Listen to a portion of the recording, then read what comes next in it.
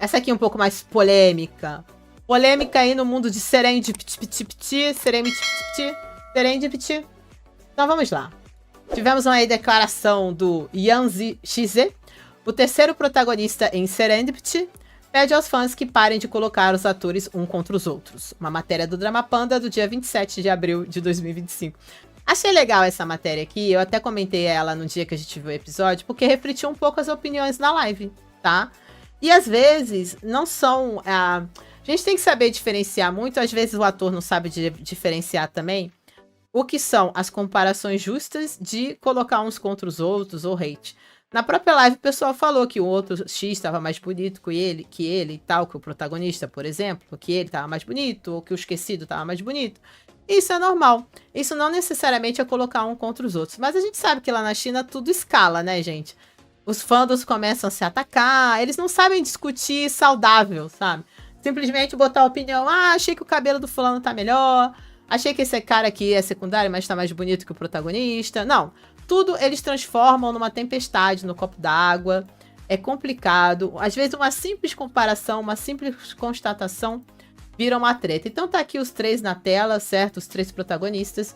Ó, nas primeiras horas da manhã, no dia 27 de abril, Yan Zize postou uma longa mensagem nas redes sociais respondendo às discussões online em torno do seu novo drama, o Serendipity, onde os internautas compararam seus visuais com seus colegas de elenco, levantando um enquanto criticam o outro. O drama é estrelado por Wang Ziyi como protagonista masculino, como Wang Hongyi, e Yan Shize como segundo e terceiro protagonista masculino, respectivamente. Já falo de base que eu não concordo com eles se são tão só comparando.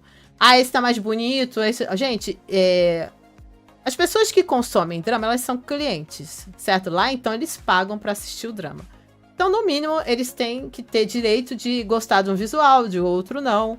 E às vezes você vai elogiar um e você vai falar que não gosta tanto do outro. Não necessariamente você tá rebaixando um ou não. Você tá sendo sincero. Gostei mais do visual desse aqui do que esse aqui. Mas eu entendo a preocupação. Porque, como eu falei, lá tudo toma uma proporção e geralmente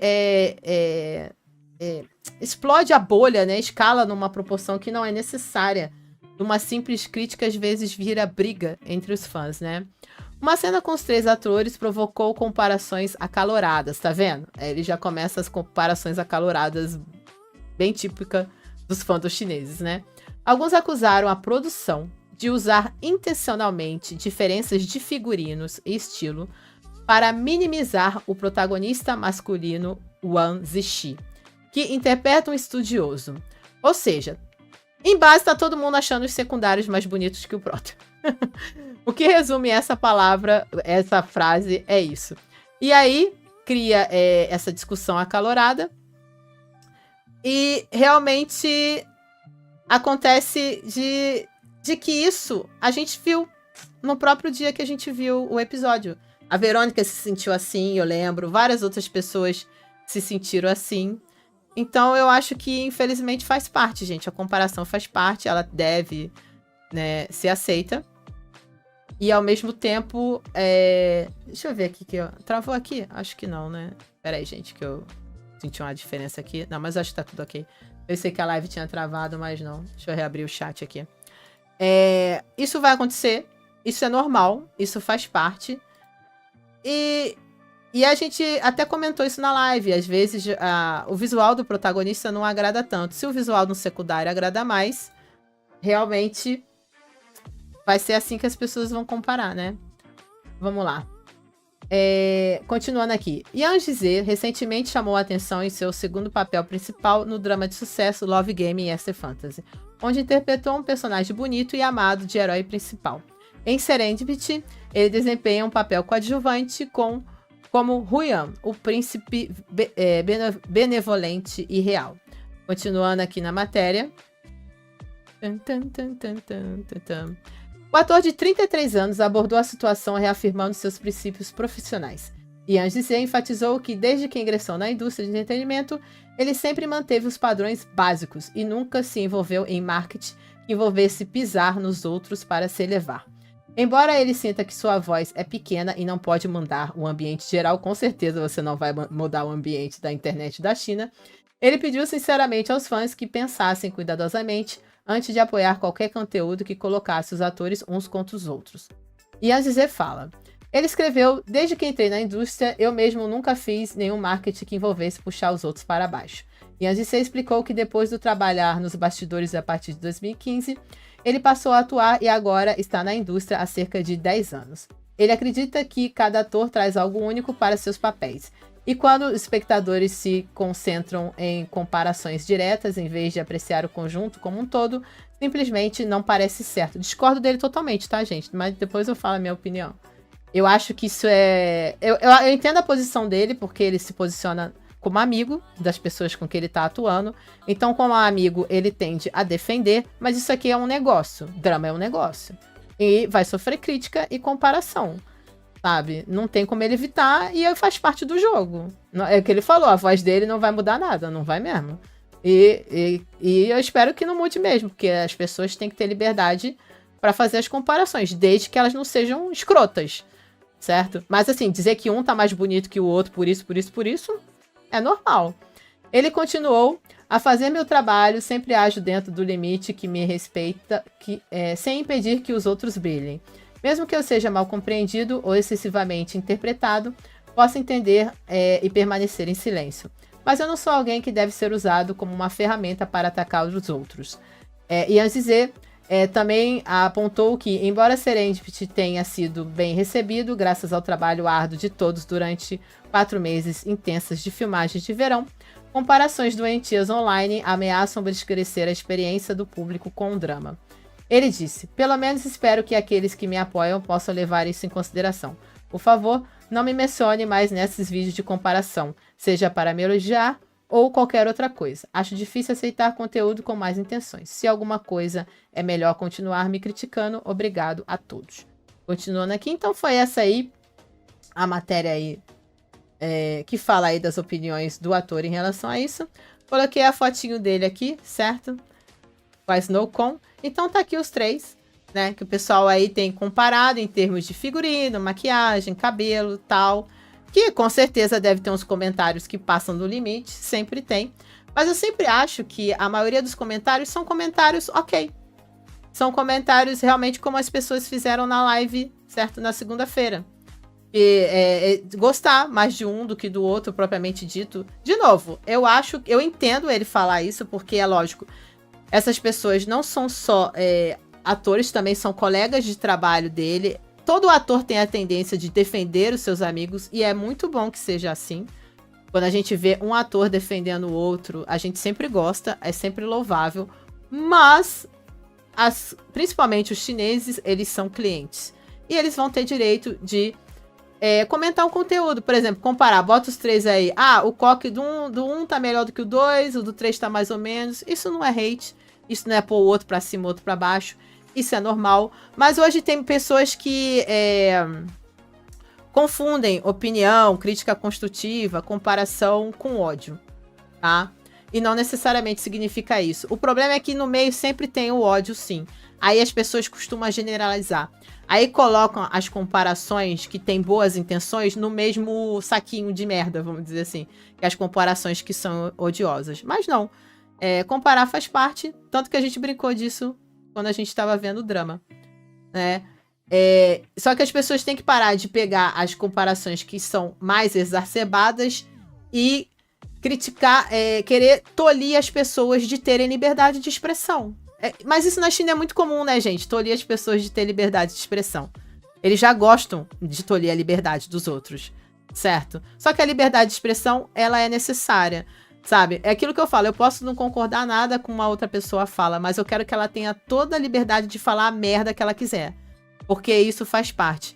Ele já vem de um país que não necessariamente respeita isso, opiniões e liberdade de expressar, certo? Os dramas todos passam por censura.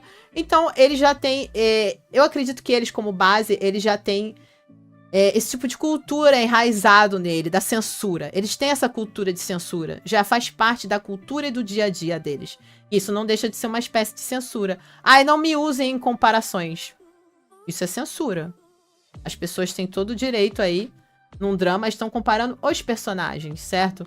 Os visuais, as atuações, ou seja lá o que for. a gente não vai ver um drama e achar que tá todo mundo atuando igual, certo?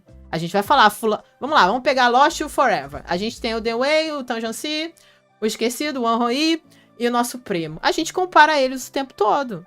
A gente abaixa um às vezes, levanta o outro. Aí a gente fica lá na balança, compara visual e compara interpretação, compara atuação. Isso não é hate, isso é próprio desse negócio, desse meio.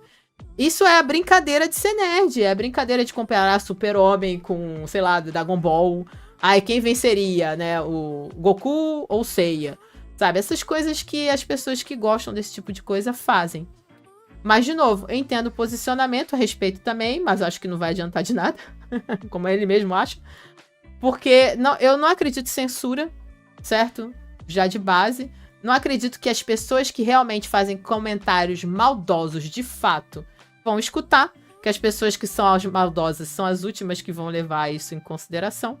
E, ao mesmo tempo, as pessoas têm direito de dar a opinião que elas quiserem de forma educada, de forma prática, de forma sincera, certo? Eu mesmo falei que eu acho o Esquecido do Churrasco mais bonito do que o protagonista. Isso não é crime nenhum, não tô botando o outro pra baixo. É a minha opinião, é a minha visão, certo?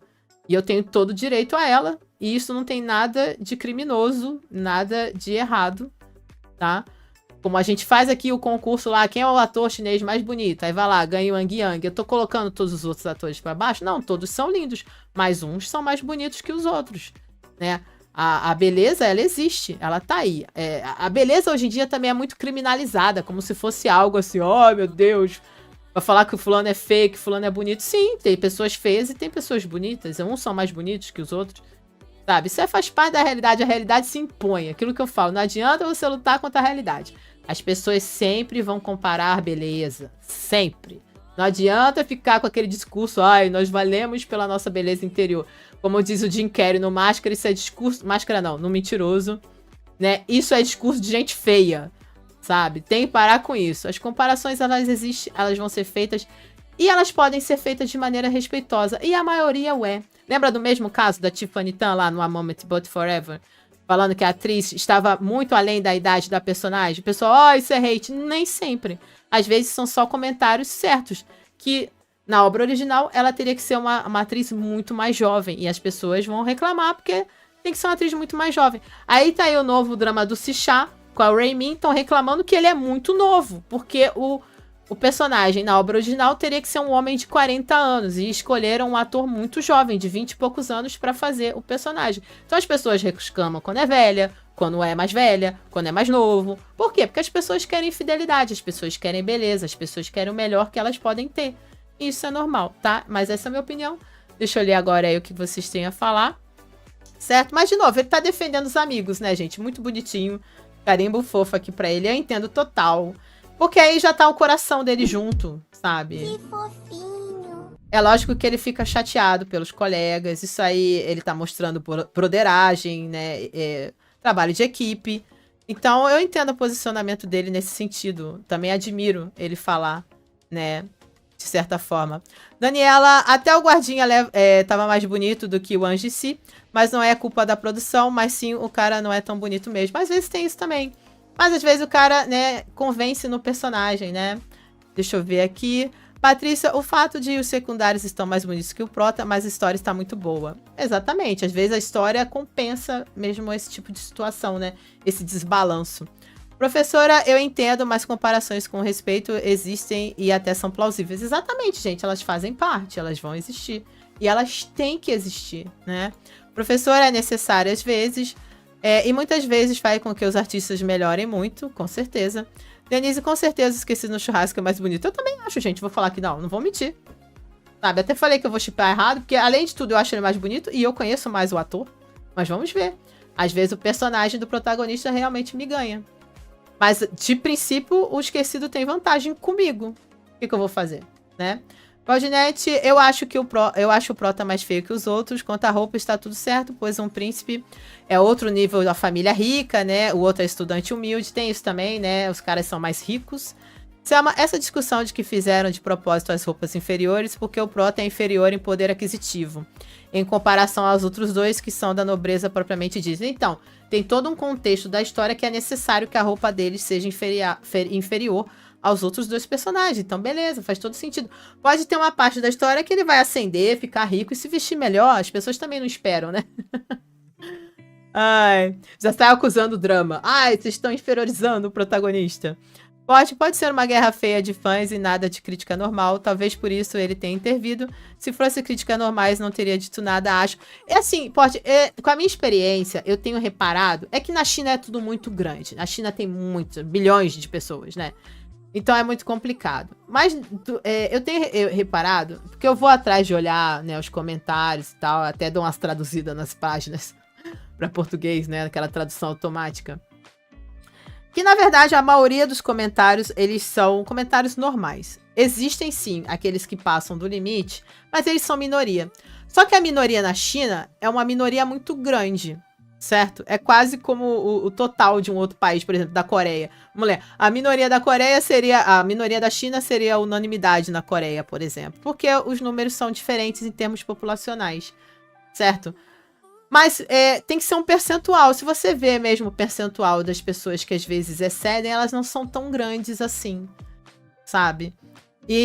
Mas sempre há uma reação muito forte em relação quando isso acontece, alguma coisa do tipo acontece. Eu tô falando, eu não sou contra, mas eu acho que eles tinham que ter um pouco cuidado de não generalizar tanto. Quando eles fazem uma reclamação desse tipo, eles colocam todo mundo no mesmo saquinho. Poderia separar assim, eu sei que tem pessoas fazendo comparações. Ok, sabe? Eu podia falar assim, se fosse eu fazendo esse discurso, eu também ia querer defender os meus amigos. Olha, eu sou contra essas comparações odiosas que algumas pessoas estão fazendo, embora tenha outras que estão fazendo críticas construtivas, aceitáveis, mas nunca tem essa parte, sabe? De elogiar, de certa forma, quem tá fazendo uma crítica aceitável. Eles nunca fazem isso. Eles sempre atacam todo mundo, assim, todo mundo tá falando bosta, para aí e tal. E não é todo mundo. Na verdade, é uma minoria. Mas aqui a minoria lá é grande, né? Delas, as comparações são inevitáveis, mas os comentários críticos são os mais lidos, né? E respondidos, talvez. Jay, ontem foi só a primeira impressão, são todos bons atores. Sim, mas você vê que a primeira impressão já espelha aquilo que o próprio público chinês sentiu. Ou seja, tanto lá como aqui, a gente meio que sentiu a mesma coisa. Ou seja, o drama fez as pessoas sentirem isso. Gente, às vezes a história não tem uma proposta de criar um sentimento nas pessoas que estão assistindo. Mas o sentimento que as pessoas vão ter é incontrolável. A história, a partir do momento que chega no público, ela vai ter a percepção do público, ela passa a ser outra coisa. O que o autor idealiza não necessariamente é o que chega para o público. Às vezes o público tem uma ideia totalmente diferente daquilo que a pessoa queria passar.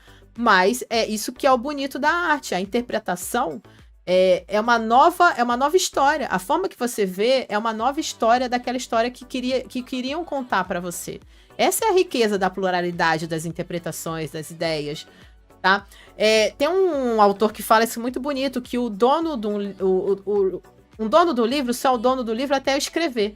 A partir do momento que uma pessoa lê, ele já não é mais o dono daquilo. Porque aquela pessoa vai ver aquilo de uma outra maneira totalmente inesperada em relação ao que o autor original foi escrever. E os dramas são assim. O drama é das pessoas que o fizeram até sair. Quando sai, passa a ser do público. E o público vai interpretar aquilo à sua maneira, né? E você vê que nós fomos meio que um espelho daquilo que o público lá sentiu também. JJ, o prota vai se tornando interessante ao longo da trama. JJ, no começo ele é pobre mesmo, depois muda de vida. Denise, tive que sair um pouco e perdi qual dos três defendeu os amigos. O Yang Shize, o último aqui da foto, certo? Deus, é verdade. Ainda mais que a prota teve uma virada na trama e teve a ajuda do prota para sobreviver. Inverteu a história e ficou interessante. Gente, o que a gente já viu acontecer. Quem viu Eternal Love na época que saiu, o primeiro rapaz que a gente vê de interesse da protagonista é o Binbin. Binbin é lindíssimo. Ele é o Lorde Demoníaco, maravilhoso. Quando o Erhua aparece, o Mark Shaw não é mais bonito que o Binbin. A gente demora a ficar do lado do Erhua, mas o Erhua é um personagem tão maravilhoso que a gente basicamente muda de time muito rápido, certo? A história pode fazer isso. mas não muda as primeiras impressões das pessoas.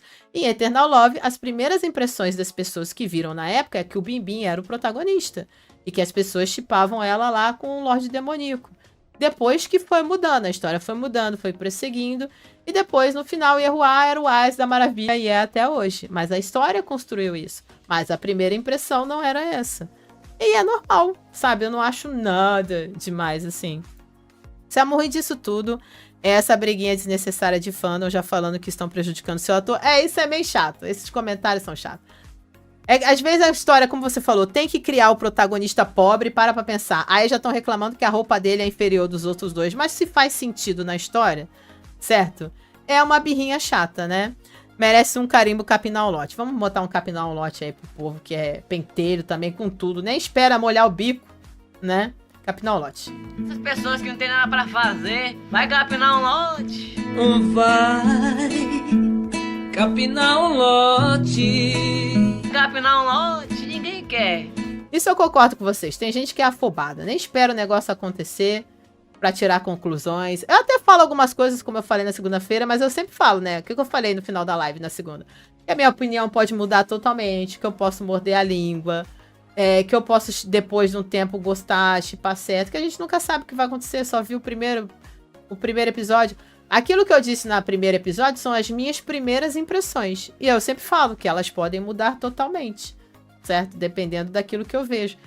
Eu sempre gosto de citar o exemplo da Raymin, que eu não gostava dela e passei a gostar depois de Rise of Nin.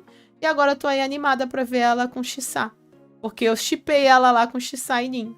Tá vendo? As coisas mudam, gente, sabe? Isso é normal. Nossas opiniões mudam também. De nada, Denise. Eu acho um barato esse carimbo de Capinal Lote. Eu também amo esse carimbo, gente. Esse carimbo é de milhões, né? Então tá aí, queria trazer essa matéria pra vocês. Bonito que ele fez, de certa forma, tá, gente? Você vê que eu discordo dele, mas acho bonito ele fazer. Tá apoiando os amigos, tá querendo evitar esse tipo de situação, tá se mostrando contra, né, competir com os colegas. Então, como eu falei, carimbo fofo pra ele, maravilhoso, tá? Mas discordo. Eu acho que o povo tem todo o direito de falar. Mas tudo bem. É isso aí.